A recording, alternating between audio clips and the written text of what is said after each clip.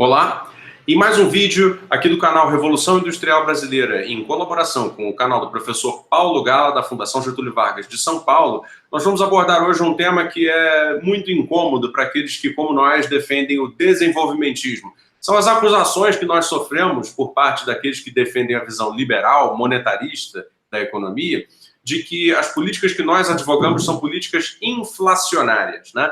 Existe uma teoria de que qualquer tipo de gasto público, e o desenvolvimentismo, claro, ele prevê gastos públicos para promover o desenvolvimento, de que qualquer tipo de gasto público é inflacionário, né? E eu vou perguntar ao professor Paulo Gala se isso é verdade e qual é a resposta que se dá para essa crítica tão comum, porque existe uma resposta. Professor Paulo Gala, muito obrigado mais uma vez, bem-vindo mais uma vez. Que resposta temos para isso? Tudo bom, Fausto? Prazer falar com você. A resposta básica, rápida, é óbvia que não necessariamente, né?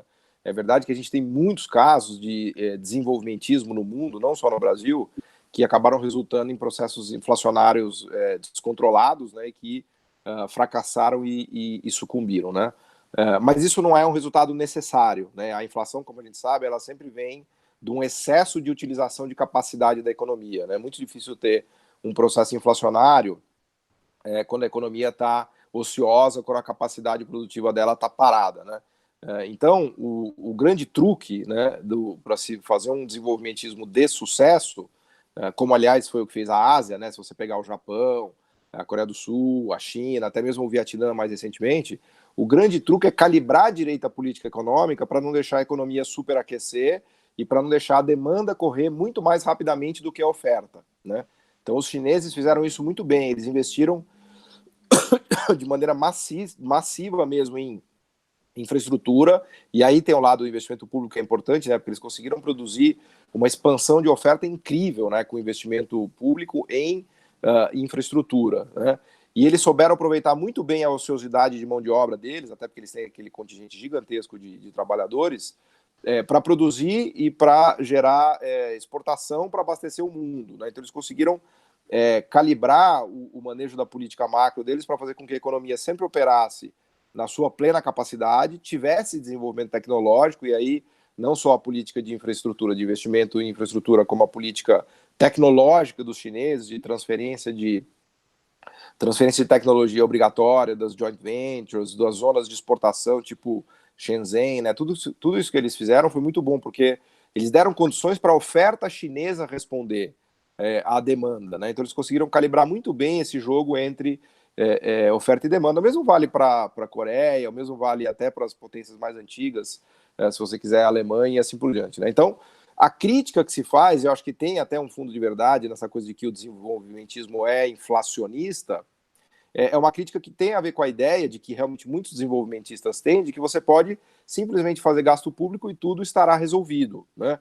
É evidente que um governo sair gastando indefinidamente não vai desenvolver o país automaticamente, né? O governo tem restrições, inclusive se você acreditar em MMT, que é o meu caso, né? O governo ele pode se endividar, ele pode emitir dívida quase que de uma maneira infinita, mas ele não pode exercer pressão de demanda de maneira infinita na economia, porque se ele ficar colocando pressão sem resposta da oferta, a economia sempre vai trazer o quê?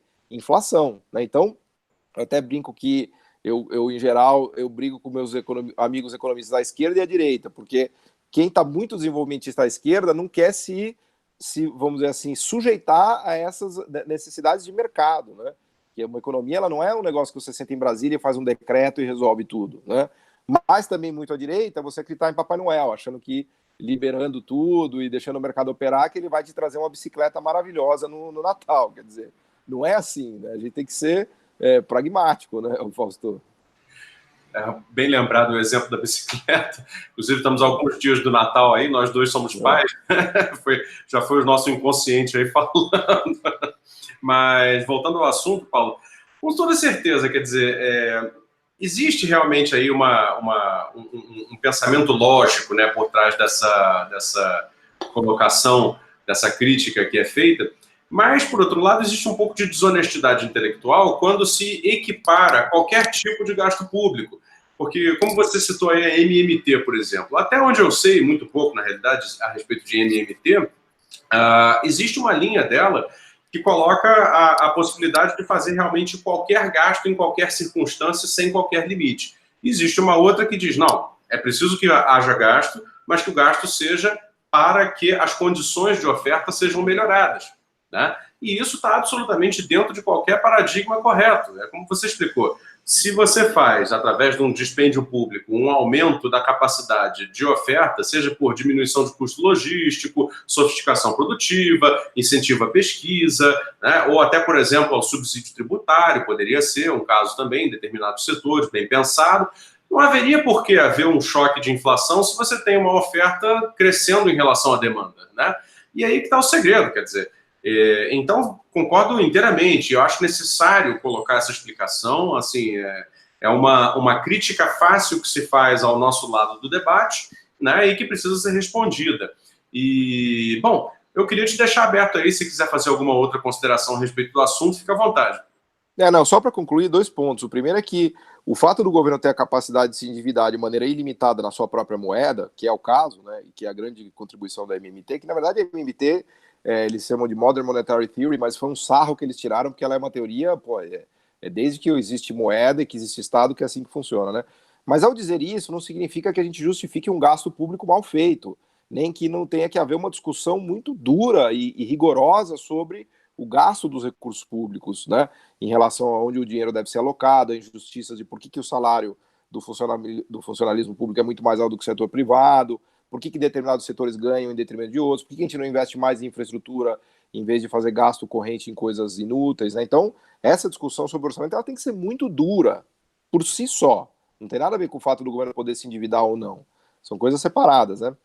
E o segundo ponto que você bem destacou, que é essa brincadeira do YouTubenomics, da galera da internet, que acha que o desenvolvimentista é o cara que liga a impressora de dinheiro e está tudo resolvido, né? Eu até gravei um vídeo no meu canal, cujo título se você quer se desenvolver, basta ligar a sua impressora de dinheiro. Quer dizer, que é uma coisa obviamente estúpida, porque imprimir dinheiro, qual é o efeito de imprimir dinheiro? É derrubar a taxa de juros. É só isso que vai acontecer. Se o governo imprimir muito dinheiro, ele vai derrubar a taxa de juros. Se a economia estiver aquecida, esse juro baixo pode criar inflação, porque ele vai sobreestimular a economia. Mas o ponto não é esse. O ponto, Fausto, do desenvolvimento econômico que a gente está cansado de discutir aqui e que o seu canal mostra de maneira maravilhosa é que desenvolvimento econômico é desenvolvimento tecnológico, é aprendizagem tecnológica.